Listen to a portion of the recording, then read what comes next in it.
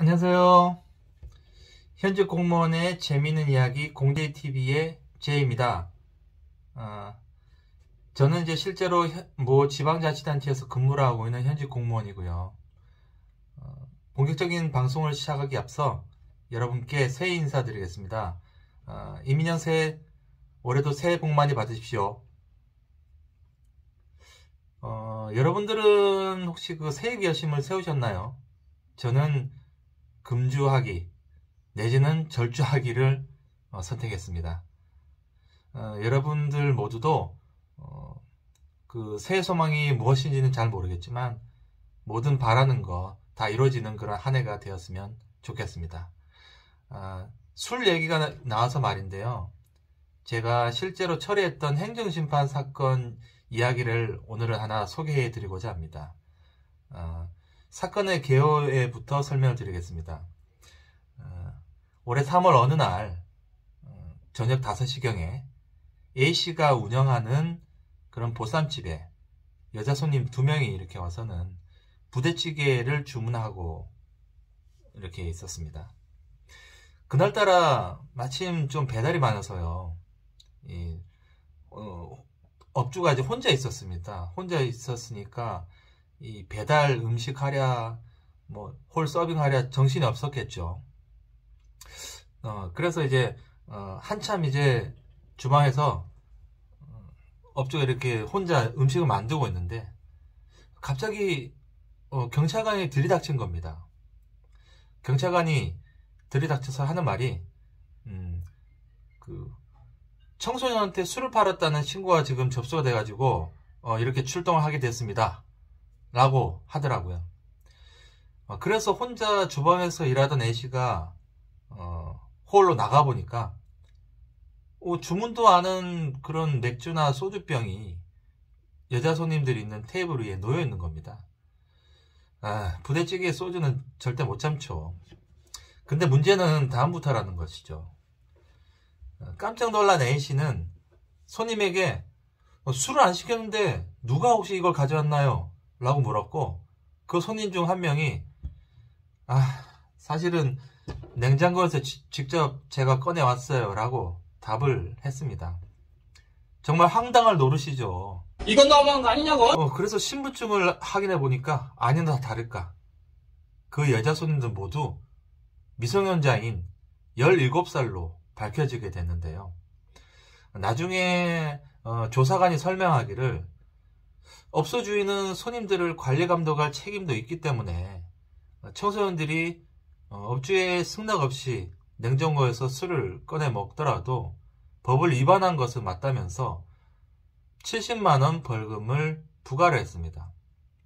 그리고 시청 위생과에서는 A씨의 가게에 대해서 영업정지 2개월을 내리게 됩니다.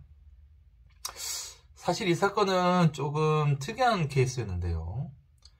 청소년에게 술을 팔다가 영업정지를 당해서 행정심판위원회에 이렇게 접수되는 경우는 주로 업주가 신분증을 확인을 안 했다거나 처음부터 또는 그 청소년들이 위조된 신분증을 제시하면서 업주가 깜빡 속는 바람에 청소년들한테 술을 팔아서 경찰 단속돼가지고 영업정지 당해서 들어오게 된 케이스가 대부분인데 이 사건의 경우에는 처음에 손님들이 부대찌개만 주문했단 말이죠. 술은 안 시켰어요. 근데 업주가 막 배달로 이렇게 바쁜 틈을 타서 청소년들이 몰래 냉장고에서 술을 이렇게 꺼내 먹은 거거든요. 그리고 또 하나 좀 특이한 점이요.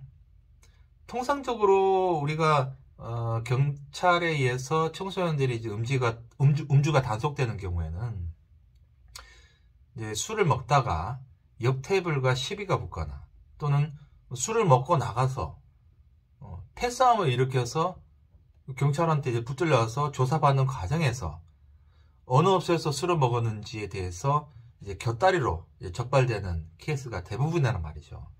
근데 이 경우에는 이 청소년들이 나가서 이렇게 적발되는 케이스가 아니고요. 신고가 들어와서 이렇게 적발되는 경우란 말이죠. 아무래도 요즘 경기가 안 좋다 보니까요. 장사가 잘 안 되는 옆 경쟁업소에서 경찰에 신고하는 케이스도 있다고 합니다. 아무튼 이 영상을 보시는 업주분들이 계시면 꼭 명심하시기 바랍니다.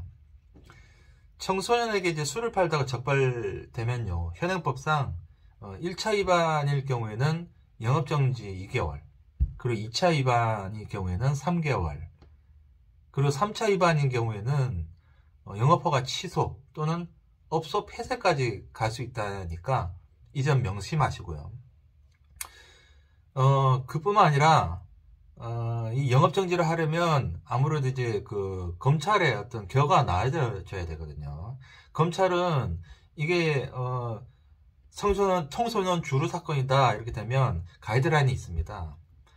법상으로는 2년 이하 징역 또는 2천만 원 이하의 벌금형까지 부과될 수 있는데, 다만 이제 실무상으로는 초범이거나 아니면 이제 정상 참작을 할 사유가 있는 경우에는 이게 한 50만 원에서 한 70만 원, 뭐 100만 원 이 정도 선으로 벌금형으로 마무리되곤 합니다.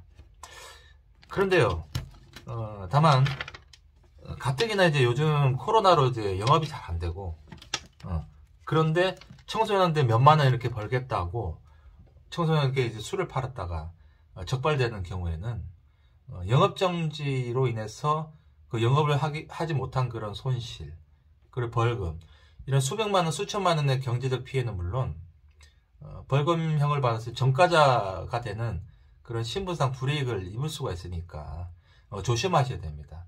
참고로 요즘 청소년들이 좀 영악하잖아요.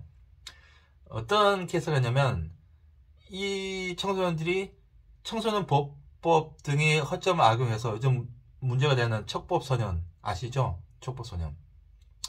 술을 진탕 먹고 나서 만약에 술값을 받으면 경찰에 바로 신고해버리겠다, 이렇게 오히려 업주로 협박해버리거나, 또는 고의로 옆 경쟁업소에서 청소년을 이렇게 고용해서 일부러 그 가게 해가지고 술을 먹게 한 다음에 신고를 하는 그런 악용되는 소지가 있다 하니까 이 점도 참고를 하시기 바랍니다. 다시 이제 이 사건으로 돌아와서 사건의 결말을 말씀드리면, 행정심판위원회는 이 영업정지 2개월 처분을 1개월로 이제 처분을 깎아주게 됩니다. 여기서 이제 행정심판과 행정소송의 차이가 있는데요. 소송은 이제 판사님들이 하시잖아요.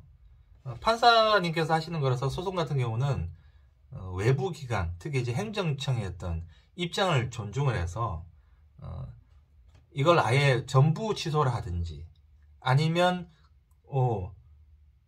그냥 이렇게 전부 이렇게 지게 되는 그런 케이스가 있는데, 행정심판위원회에서는 이렇게 판단을 합니다.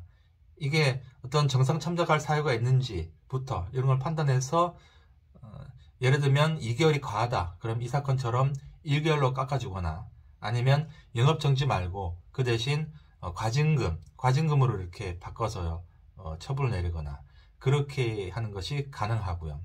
다만 이 사건처럼 청소년에게 술을 팔다가 적발되는 케이스는 과징금으로는 좀 바꾸기 힘들다고 봅니다.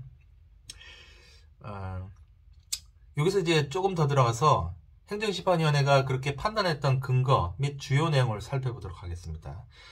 먼저 행정심판위는 검찰의 수사기록이라든가 그리고 이제 벌금형 및 영업정지 처분서 등의 기록에 따르면 이 사건 업소에서 청소년에게 술을 제공하는 사실은 인정이 된다라고 사실관계를 먼저 특정을 한 다음에, 다만 처분 사유가 인정된다 하더라도 그 위반 행위로 인한 공익침해 정도와 이에 대한 제재 처분으로 인한 영업정지 처분으로 인해 청구인이 입게 될 불이익 등을 비교하여 그 위반 경위 및 그 정상 등을 참작하여 판단해야 한다라고 한 다음에, 이 사건 업소는 면적이 약 17평, 그리고 전년도 매출액이 1억 원에 불과한 영세한 업소라는 점, 그리고 청구인의 부양 가족이 많고 가게 영업이 유일한 생계수단이라는 점, 그리고 개업을 한 이후에 한 번도 이런 비슷한 처분을 받은 적이 없고,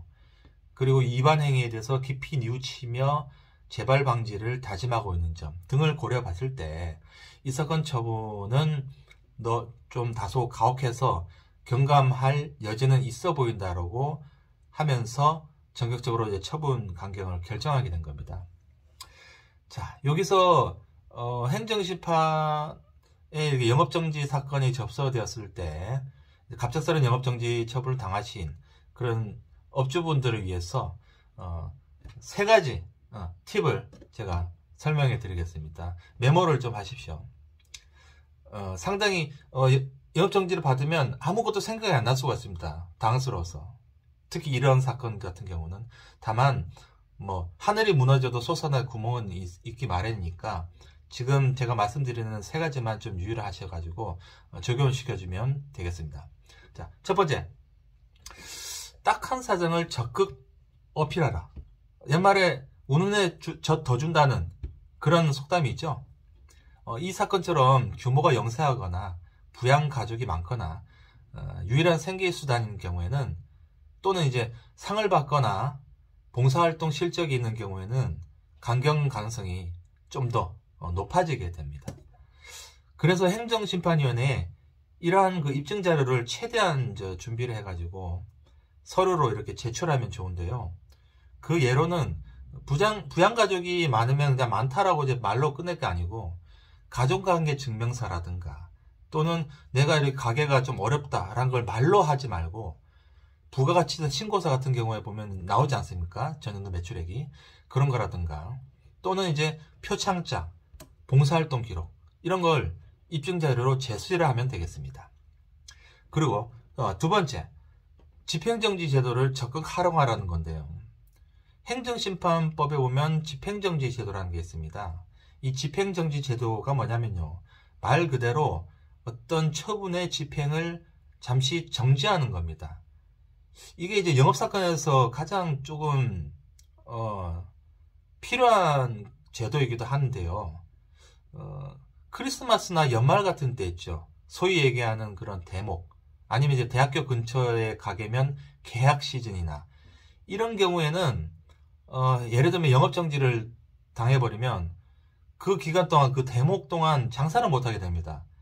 이건 엄청난 손해잖아요. 그래서 내가 처분은 받긴 받을 텐데 조금 이걸 딜레이 해줬으면 좋겠다. 다음 좀 장사가 잘 안 되는 그런 시즌에 내가 처분을 좀 받고 싶다 라고 할 때 이 집행정지 제도를 활용하면 좋습니다. 단 전제는 일단 행정심판에 접수가 되어야 한다는 겁니다.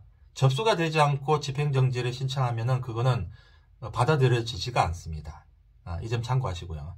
그리고 마지막으로 기소유예 처분이라든가 선고유예 처분이 이렇게 받았다면 이거는 무조건 2분의 1 강경 대상이 됩니다.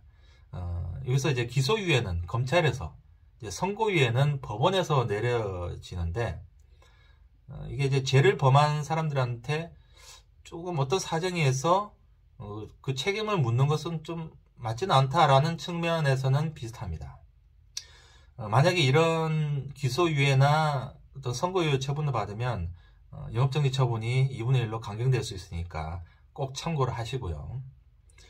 자, 지금까지 실제 영업정지 사건을 통해서 행정심판 시 고려사항이나 어떤 처분 강경을 위한 요령 등에 대해서 살펴봤습니다.